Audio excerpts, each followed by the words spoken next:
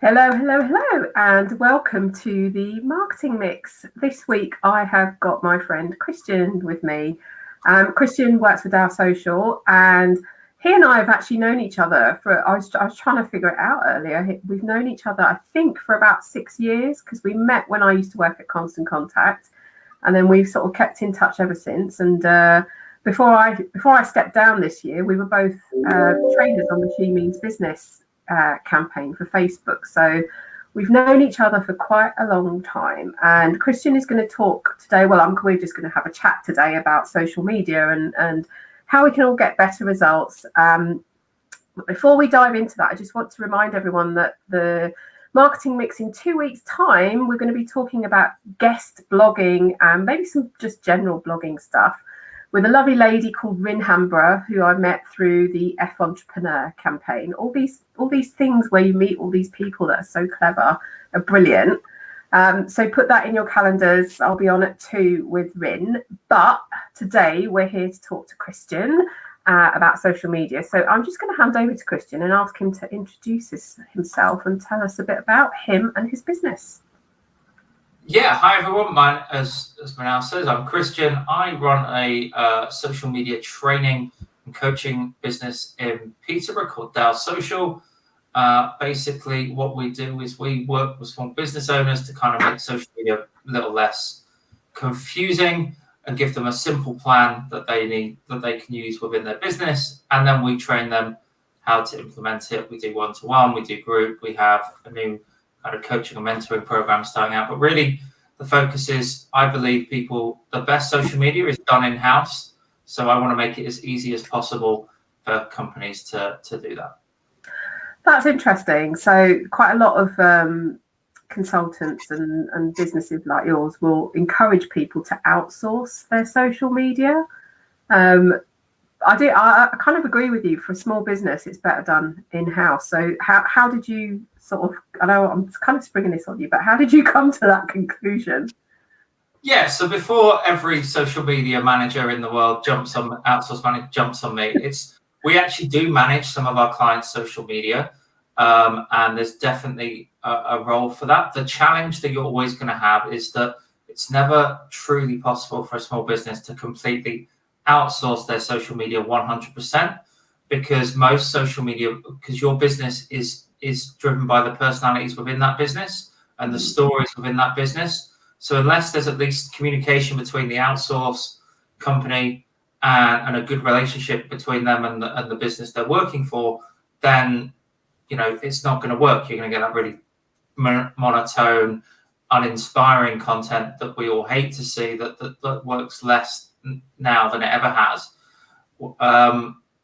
Rather than the stories and the things that buy into people. Our main competitive weapon as small businesses is the fact that we have a story, we're unique, and the way, no one can replicate us. I truly believe I have no competition because no one is like me. So therefore, that's where we are. And that's why I think that, it should, social media is best done in-house. And if you're going to outsource, to have a really strong partnership and sharing, and it's almost that person becomes an extension of your business, rather than kind of it just being thrown to one side and I don't need to worry about social media that's being done. Because in my experience, when it's just handed off like that, people then get frustrated because it's not their story and it's not getting the results, and we get stuck in a loop. So even if not doing doing social media yourself or having it in-house doesn't necessarily mean you're doing all the work. So that's kind of where my thought process is. It's interesting you say that, because a couple of years ago, I just realised that it was too much. Social media and me managing everything was too much. And you probably don't know this, but people that regularly watch know that my sister helps me manage my Facebook page and my Facebook group. And quite often, when a post goes up, I think, did I give her the words for that? That sounds really like me. And then I check back, because we've got a shared online calendar, and I put in there the things that I want to focus on that week. And I look back and the box will be empty, and she's written the caption. I'm like, wow, that really sounds like me. So I think it helps having family do it, but the whole outsource bit is difficult. And I know I manage accounts for a couple of clients. I don't do very many, and it's part of a bigger marketing package that they buy from me. But it is difficult. I'm always sort of asking them to send me. I'm like, have you got any business news? Has anyone got a birthday? Has anyone got an anniversary? Has anyone passed any exams? Because they're professional services. So it's just getting some human interest news in there as well. So given that you manage and train on social media, what's the question that you get asked most around social media? The question I get asked most tends to depend on where someone is within their business. So the most common sort of entry, starting up questions would be, what platform should I use? And then kind of how often should I post, and kind of those quite general initial starting points. But then as people get more confident in what they're doing, it tends to be, how can I reach more people? And then when people are really confident that they've got that, is, how do I turn all this good, wonderful social media engagement and visibility into money in my bank account? I love that last question. I think loads of us want to get to that point, and I think we want to get to that point without having done the basics first. So it is kind of, I like the way that you've lined those up as beginner, sort of intermediate, and then advanced. If you have got a question for Christian, don't forget to type them in the comments box and I will read them out. We've got him here until 2:30. And he is a mine of information, I know, because I always pick up things from his LinkedIn posts and stuff that I just think, oh, I didn't know that. So I guess the thing that we talk about a lot about in our world, how to do things well. But I just wondered whether there are things that you think that small businesses do wrong on social media, things that we should be avoiding.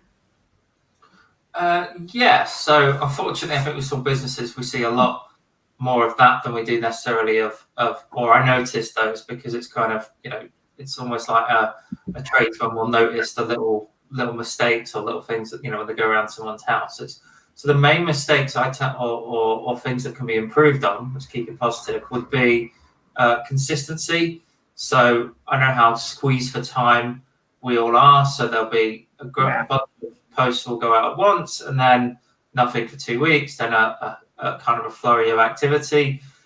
So the consistency and making sure they're speaking to their target audience and being really narrowing down as much as possible. Have that idea of who you want to be speaking to and what matters to them, and just talk about that. I think the thing that drives me crazy on social media is, when the accountant is posting up Monday motivation, everyone, or that kind of generic stuff that's more suited to, say, a business coach or dare I say, a life coach or somebody in those kind of more, where it's more natural of a fit, and you can just tell there's that discord, that disassociation between what they're trying to post on social and who I know they are. So yeah, really, really making sure you're speaking to that audience, and this might be music to your audience's ears, but trying to do too much. A lot of my training at the moment is telling people to do less.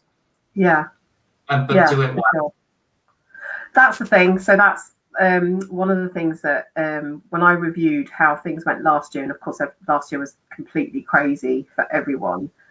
In the first lockdown, I think I did 3 webinars and I don't know how many live streams within a 12-week period. But when I reflected on that, I was like, this year I want to do fewer things and I want to do them well. So I think that definitely is a good tip. I think consistency as well. I know I talk about that all the time. And the only way I achieve consistency is by knowing exactly what I'm going to do from one week to the next, which is why I have this online calendar. And Fridays are my day to spend on my business, because I just find that on Fridays my clients just seem to disappear and they're off doing whatever they're doing, getting ready for the weekend. So I spend a good hour planning out social and my email for the following weeks, my newsletter. And quite often my newsletters are planned out a few weeks in advance. So it just means that when it comes to doing it, I'm not thinking about what I should post, but just how to create, like what images I want and stuff. So it's a really good tip. Yeah, I think you hit the nail on the head there as well, Manal, just to extend on that. It's the giving it time and prioritizing that. So to use a non-social media example, I'm trying to lose weight at the moment. I'm not ashamed to say that, and so I go to a personal trainer 7:30 every Tuesday morning. That means that between 7:30 and 8:30, you can't book me to do anything else. I won't take any other meetings. I won't do that because that's how I know it's going to happen. And having that person there, it means it happens. It's in the diary. Yeah. And it's the same with my networking meetings and stuff like that. What people don't do is some people will put it in their diary. I'll do social media, but the moment something else, client work or whatever comes along, they'll shove it back and ignore it. So I would have it as, the way to make sure you're consistent is, definitely have a plan, but then make sure you put time in your calendar to actually implement the plan. Because and when you block that time out, treat it like it's a client, but obviously the client is you. So treat it like you are doing work that you're getting paid for. It's hard though, isn't it? Because I know like this week is a bit insane for me. So I've got this today, and then I've got my webinar tomorrow, and I had quite a long meeting with the client yesterday, scoping out a campaign, like a month-long campaign that we're doing, and out of that came various actions. And I was thinking, I'm going to have to move this tomorrow. I'm not going to be able to do this tomorrow afternoon for me. I was going to write a blog post this afternoon out the calendar, and instead I'm getting emails ready for a client. But it is hard, and I think you do have to physically block that time in your calendar, because I feel like for me, if it doesn't go in my calendar, it doesn't happen. It kind of needs to make my to-do list first, and then it needs to be a block of time in my calendar to make sure that it does happen. So we talked a lot about what we should be doing, like your best practices, but which network are you do you like the most, and which one is kind of the one that you're most successful on? Yes, so again, I'm going to kind of caveat my answer. So because it depends what you're looking for. So I'm a big football fan. So when it comes to football, my favorite social media platform is Twitter. The same if you're interested in politics or general events, because you can see things happening right now in real time. If you hear, so there were, I could watch people arriving at the FA Cup final on Saturday, posting up videos and stuff in real time and see what was happening. Because it's on Twitter. There was lots of protests in London at the weekend. If that was your thing, you could have seen exactly what was happening and been on top of it. So I love Twitter for the immediacy of it. Hate it as a business platform. It's not. I first started out 8 years ago focused on Twitter, but for a small business to build an audience takes a long time, a lot of effort, and I know people out there definitely have, and it can be done, but it's hard work. You compare that to my favorite platform, which is LinkedIn. For my business, get the most results, then you still get good organic, i.e. free reach. When you put posts out, you can find exactly the people we're going to talk to. You can build that target audience. You can reach out and have conversations with people, which that two-way side of it, which isn't really the case with the other platforms. I know that obviously you have DMs and on all these platforms, but it just seems like LinkedIn's the most conducive for that for my business, and get great success with doing that. But then when it comes to my favorite social media platform for shortcuts, Facebook, because Facebook ads allow you to reach those people and build a network quickly or build interest quickly using Facebook ads, which is much harder to do on Twitter or LinkedIn. LinkedIn ads being prohibitively expensive for a I thought they were expensive. And then of course you've got Instagram, which is great for just seeing what else is going on and kind of seeing that, as our friend Catherine would put it, our best lives, what best lives people are living. So and again, you kind of, my favorite platform splits personal and then business and then personal again, I guess. So I've given you a long-winded answer. No, I mean, but no, because I was expecting you to pick LinkedIn. I thought that's what you would do. But actually what you've demonstrated is something that I talk to a lot about when I talk about social media, because a lot of like in my Facebook group and when I just talk to businesses generally, they talk about posting the same content in all of their social networks, and I just beg them not to do that. But you've also demonstrated from what you've said that actually these networks exist for different things, and we go to different places to fulfill a different need, and our goal is different. And I know I was just saying to you before we came live that I by and large have come off Twitter because it was playing with my mind. So I haven't really used it a lot since December, but I go on every week for a local Twitter chat that happens in my area. So, and if someone tags me in a post, I'll look at that and share that. But the news element is, the thing about Twitter. So it not only just demonstrates that you go there for different things, but then if you're doing that, other people are doing that. So why are we all putting the same content over every single platform? So there's and you want to understand that. Yeah, it's about understanding that thought process, isn't it? Of how people are using it and where you're gonna reach them. Yeah. So we've got a question from, I've forgotten your name at my party box. I'm sorry. The biggest hurdle. Is that Ben? I would say Ben. I can't remember her name. I've absolutely. Tell me what your name is, my party box. I know we've spoken, and I'm really bad for names at the minute. I'm bad for everything. Actually, my memory's shot. So dwindling finances. So what would you suggest if you're struggling to build an audience? Is it better to outsource or persevere? So typically, if finances are struggling, obviously outsourcing is an immediate cost to the that's Joe. Immediate Joe, cost yeah.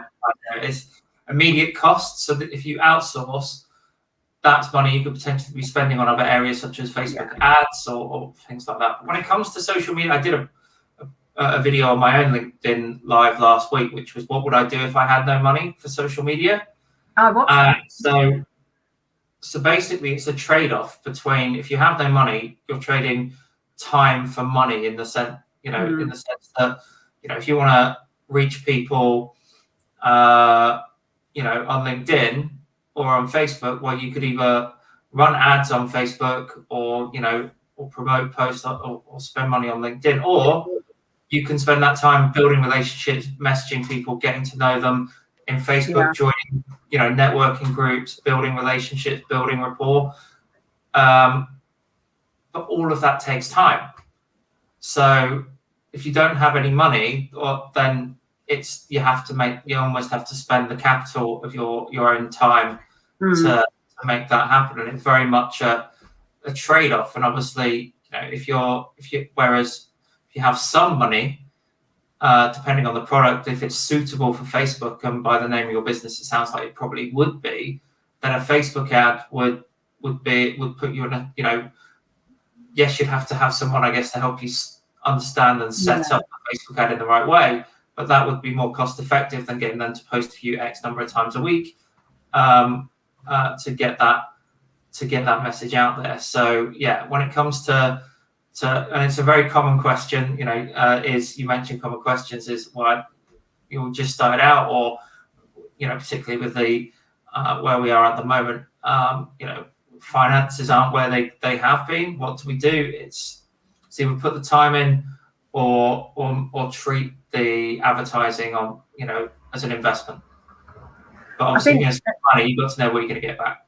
Yeah, I think if you have got some money to spend, I think I'm with you. I think rather than outsourcing all of my social media, I'd probably invest that in someone who understands ads, because my brain just cannot go. I can't wrap my brain around ads. I can't do it.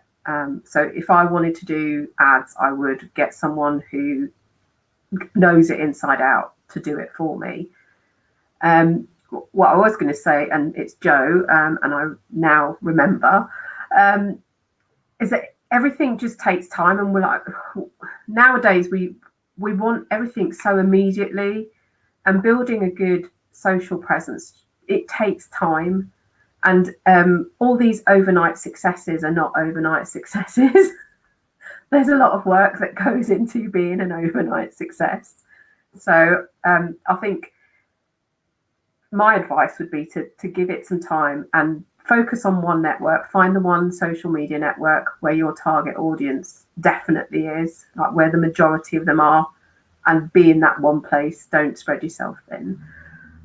Sarah's here. Hello, Sarah. Sarah runs a great business, and part of it is laughter yoga, which is great.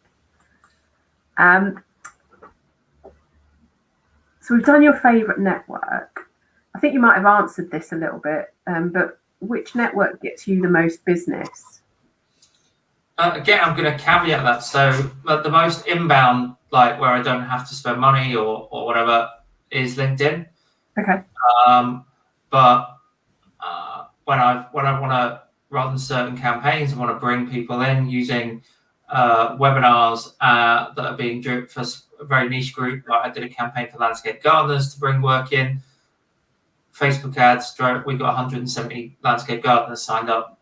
So, which you just wouldn't be able to do organically without spending hours and hours and hours and having that built up, you know. And it's a really good example we give there. Social media takes time. So we run webinars for a construction client of ours, and we get 300-400 people in, and like people go, well, how do you do that? So, well, we spent 5 years on LinkedIn just connecting with these people, having conversations with them, and we got our timing right, and now, you know, it's just become its own self-perpetuating monster. But like how I approach their business to get people onto those webinars, because they've got that more established audience, it's very different than when I moved into landscape gardeners, where I only had one client in that area, where, you know, I had to not cheat, but, you know, I had to shortcut the system a little bit by using Facebook ads.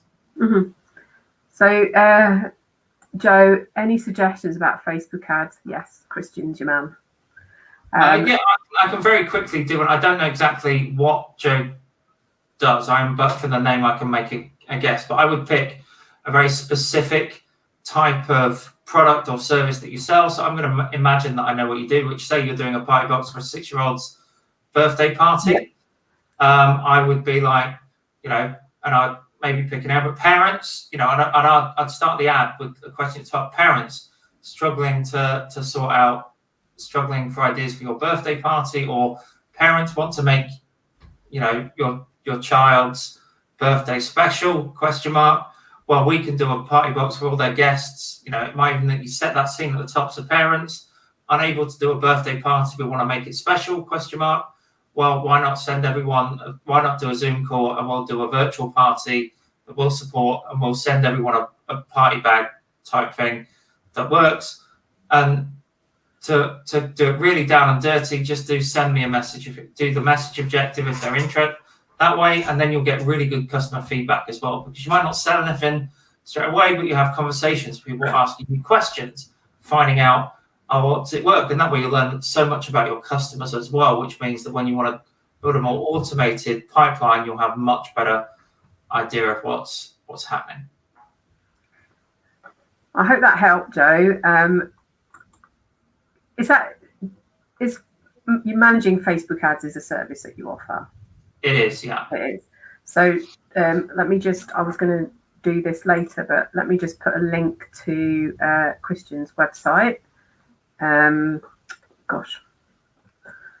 Joe, and you can check out what Christian offers in terms of Facebook ads. Oh, can't type. Still can't type.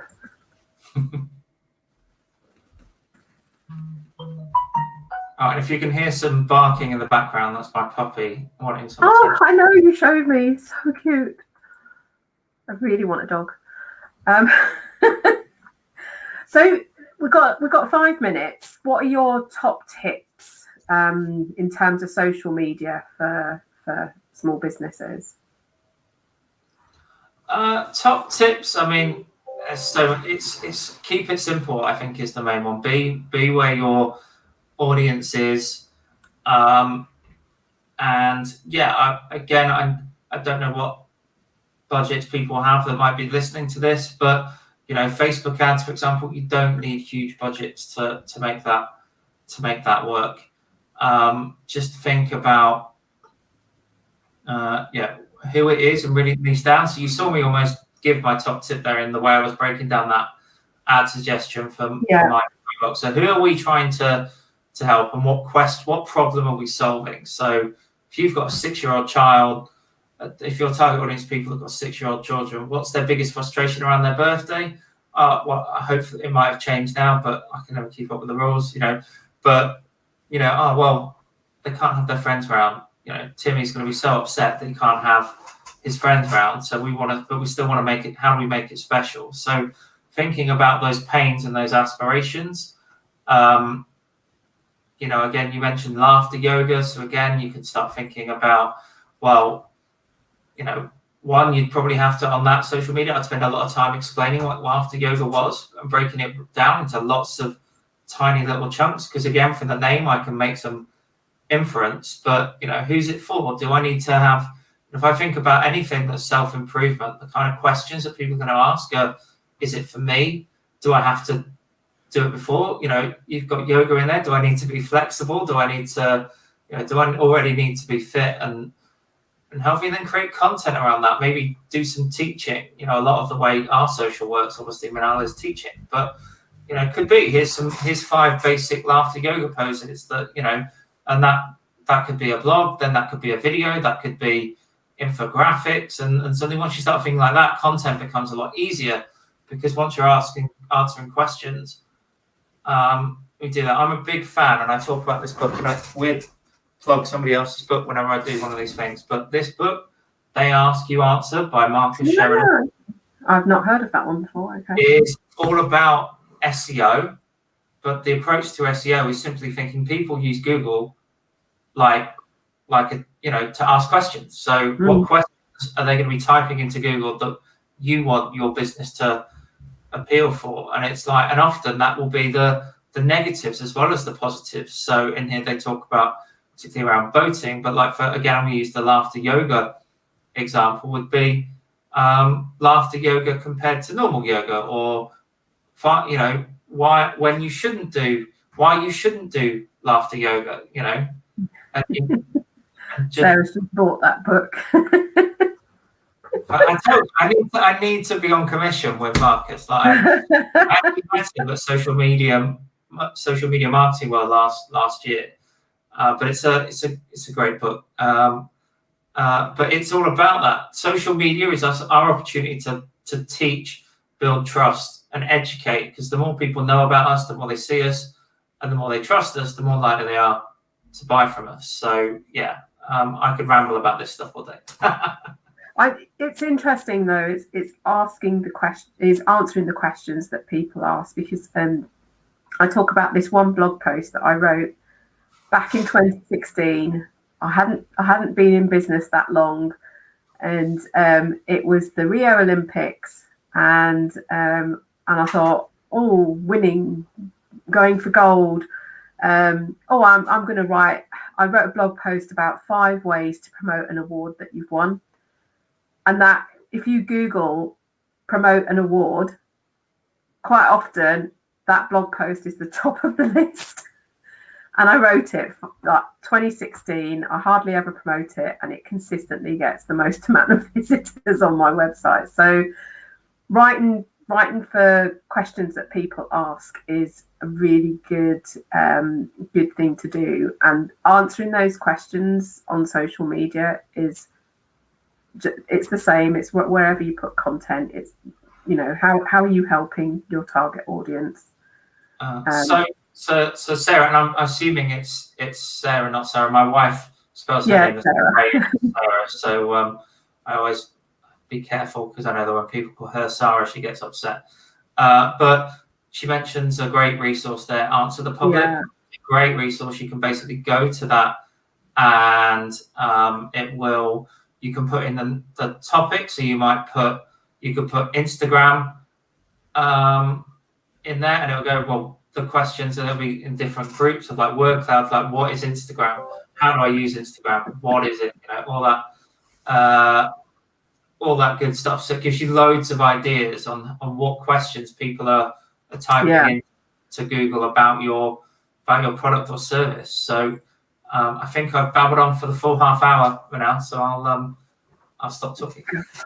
No, it's been really interesting. Thank you so much for joining us. I haven't had a good chat to you for a long time, so it's been really cool. Do check out Christian's website. I've actually linked to his blog there because that's the last thing I was looking at. I was like, oh, LinkedIn features. But his services are on the website as well. So if you've got any training needs or you want to do Facebook ads, I can recommend Christian. Thank you again for joining us. I'll just say also, I live on LinkedIn, so I mean, I was fortunate enough to be given an unusual name by my parents, so I'm fairly easy to find. So come see me there. Oh, Tamsin. Hi, Tamsin.